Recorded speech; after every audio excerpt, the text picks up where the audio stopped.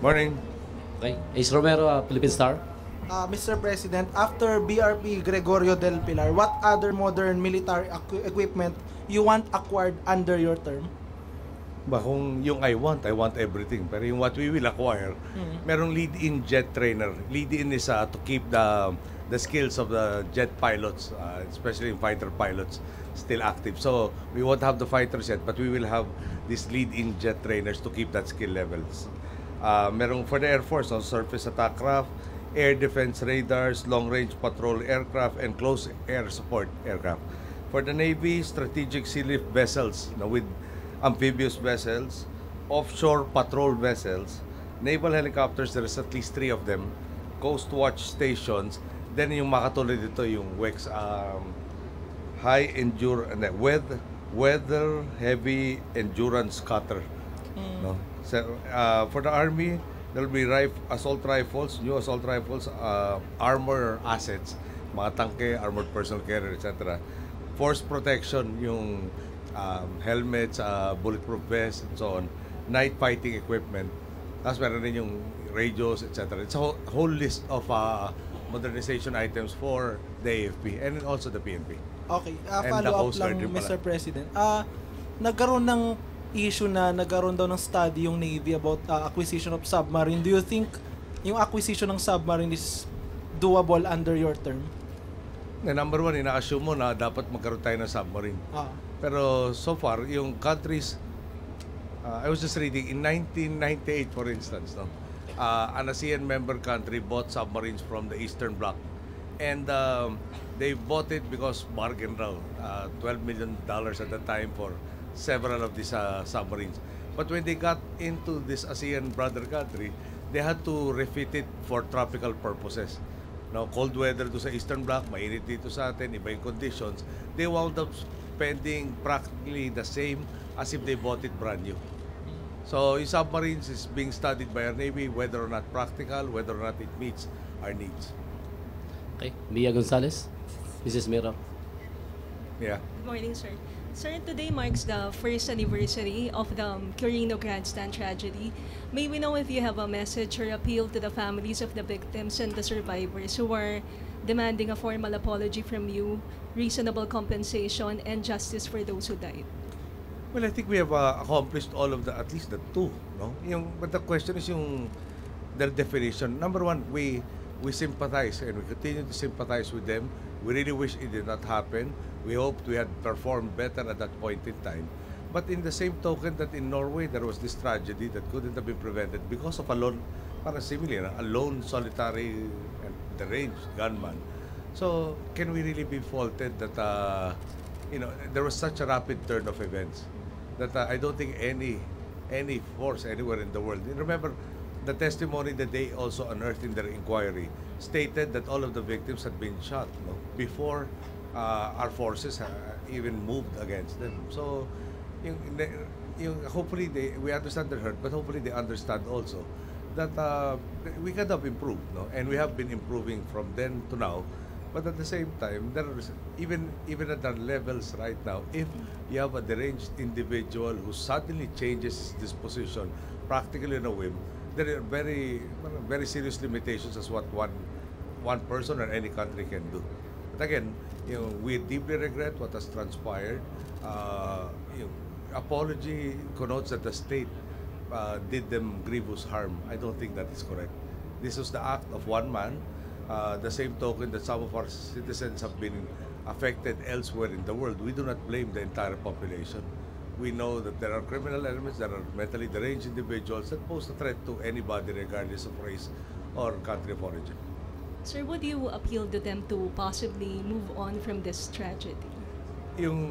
That of course is of their own voluntary decision. We have tried to assist them to overcome this tragedy. I think they are aware of the fact that both public and private concerns from this country have really tried to assist them in their moving on. Thank you, sir. Au Kaliga, Philippine Star. Sir, good morning. Morning.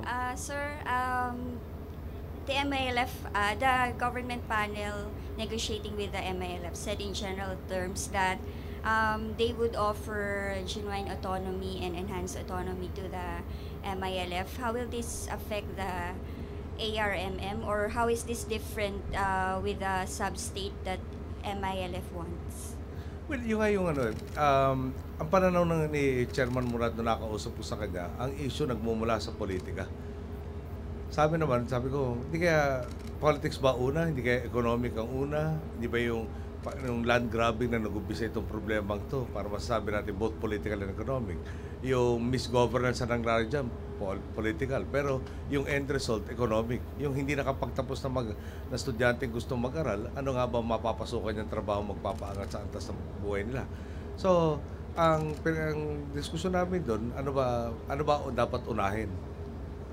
Or pwede bang pagsabayan? So, para magiging different yan. Sabi ko sa kanya, yung katulad nyo, sila sinasabi na hindi na kami nagsasalita sa Muslims lang. Nagsasalita kami para sa lahat ng Bangsamoro, to include yung Lumas, and I assume the Christians who are also living there. Sabi ko, I have to speak for the entire country. Paano yung mga kapitbahay nyo dito sa magiging lugar nyo? Paano ko ba sila mapapakalma? At ang suggestion ko, hindi ba dapat gawing step by step to? Tinanong ko rin, paano ba pinagkaiba nito iniisip nyo sub-state doon sa kapangyarihan ng ARM? Dahil yung ARM ang parang angat sa karapatan kaysa sa ibang region ng buong Pilipinas. Sinaknowledge mo po nila yan. So, yung isa sa mga concepts na pinasok nila, baka dapat hindi na may singular chief executive. No? Baka dapat merong, in effect, how should I put it, parang parliamentary system, mga may council of ministers, who in turn, para set the policy, the chief executive becomes the executor of the policy determined by that multi-member committee that includes everybody. Parang habulin na very inclusive yung committee. But we are at the stage of discussing that. No? Yung ano ba actually specifics dyan. Sa akin, namukaya ko na sa kanila, gawin natin step by step. No? Pag napakita nyo, kaya nyo mapaganda ang sitwasyon ng inyong mga kababayan dyan, no? Hindi nagkakaroon na spillover na kidnapping, terrorism, banditry, etc. O di, kaya ibigay sa inyo ng mga kapitbahay nyo na maluwang sa kanilang kalooban. Pero kung mula sa sitwasyon ngayon, diretso na sa parang ang phrase ko, bahala na kayo sa buhay nyo, paano magiging panatag ang kalooban nito makarating yung lugar? Pag ninervyo sila at nawala ng tiwala sa gobyerno, baka magtayo na kanya-kanyang private armed groups. Pag gano'n na nangyari, para tayong bumalik doon sa sitwasyon nung Ilaga at saka Barakuda, nung nag-uumpisa pa lang yung problema ng Mindanao. Yung both were militia set up by the Christians and the Muslims. So, wala naman siguro may gusto sa atin mag-round 2. No? Na malapit na tayo, pwede na tayong pumunta doon sa kaayusan dito. Dapat makatutok tayo doon. Just a follow-up, sir. So, is this another autonomous region in the offing? And also, sir, they said they should just be given 10 days to deal with Umrakato. What is your comment on this development, sir? Well, ito rin, yung Umrakato, sinagot ko na the other day. Sabi nila, internal problem nila. So we are hoping that they really will resolve that internal problem of theirs. Yung another autonomous region, yung actually meron sa kanila na ayaw ng autonomous region, the way parang sa kanila destined to fail. So we are asking, parang exactly how do you envision yung self-governance na sinasabi niyo? Paano ba relation nito? Ano ba idadagdag pa doon sa kapangyarihan na ng ARM? No? Tinanong ko rin, hindi kaya sa tao na nagpapatakbo niyan ang problema rather than the system itself. Ano ba gusto niyo i-correct within the system? No? Pero sabi ko lang sa kanila, sana wag natin kalimutan, hindi lang tayong dalawa nag-uusap dito, buong bansa.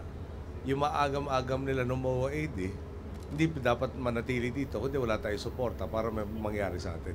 Pero sabi ko rin sa kanila, yung given all of this, kami nakafocus na, di ba, nasabi ko na rin doon sa SONA yung estudyante na nagpunta ng ghost school, na may ghost teacher, ghost bridge, etc. Totoo yun 80% ang nawala sa budget ng ARM.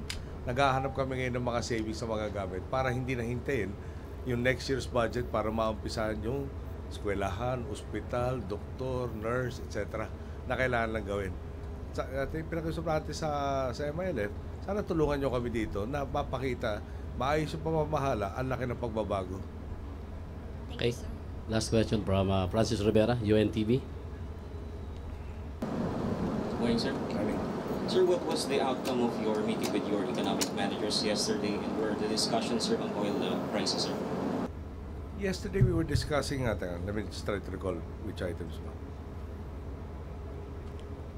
Sandali, let me just check my notes, excuse me. There were two topics yesterday. The second one was VAT on toll. No, at tinanong nga natin, ano ba impact sa VAT on toll? Lalabas sa transport sector yung additional na toll fee na babayaran because of VAT. Di ba nag-ruling ang Supreme Court na we have to implement it. Lalabas parang centavos per kilo. Sa passenger naman yata sa bus, roughly mga piso per passenger. So, do we have a choice? No, the Supreme Court has already ordered. The VAT should have been collected raw since 1994.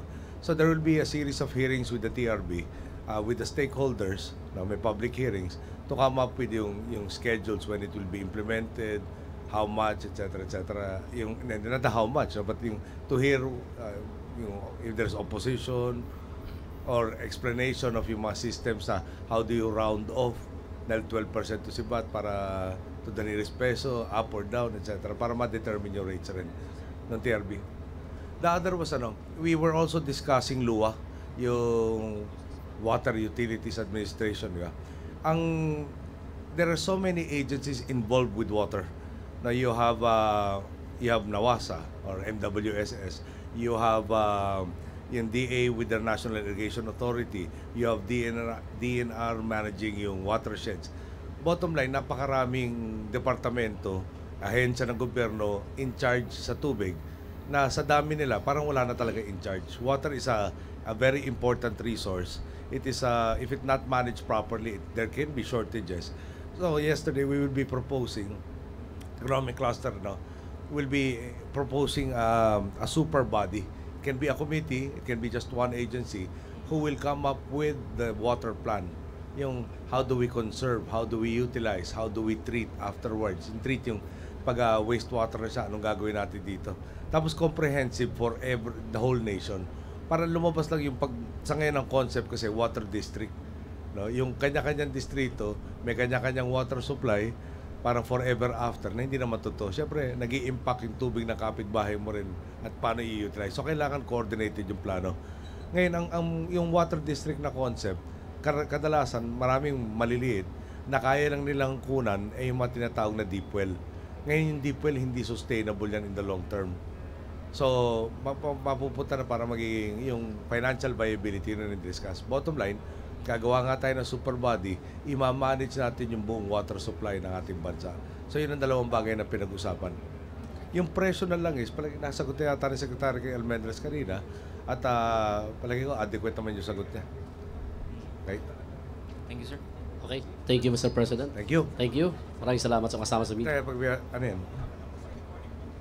Pwede gamitin mo yung magagalit yung mga ibang nakikinig. Sige, dumaan ka na, sir. Aabot ba?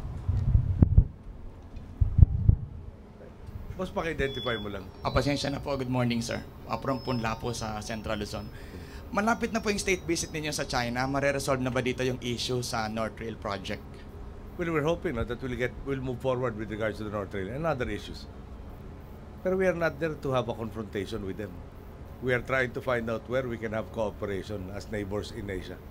Sir, pahabol na question lang po. Sa Bulacan po, very much concern nila yung pagpapangalan ninyo sa BRP Gregorio del Pilar dito sa barko po na ito.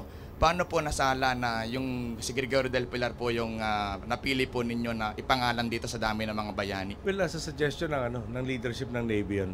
No? At perhaps, di ba? Di ba parang appropriate yun given the situation? Si Gregorio del Pilar, 6 na po lang ang tao, kalaban 500, may mission, pangalagaan yung ating head of state, head of government. No? At hindi siya natinag sa kanyang dedikasyon, bagamat ang bigat nga nung odds, no? Parang 1:10. So we go back, no? We have 7,100 islands, we have 36,000 nautical miles. We have, when I got into office, 132 ships. Ang hirap talaga bantayan, ang dami nating kailangan bantayan dyan. Tayo nasa gitna ng tinatawag na Coral Triangle, no? Tayo may potential tayo na resources, be it oil or natural gas, in so many places in the country.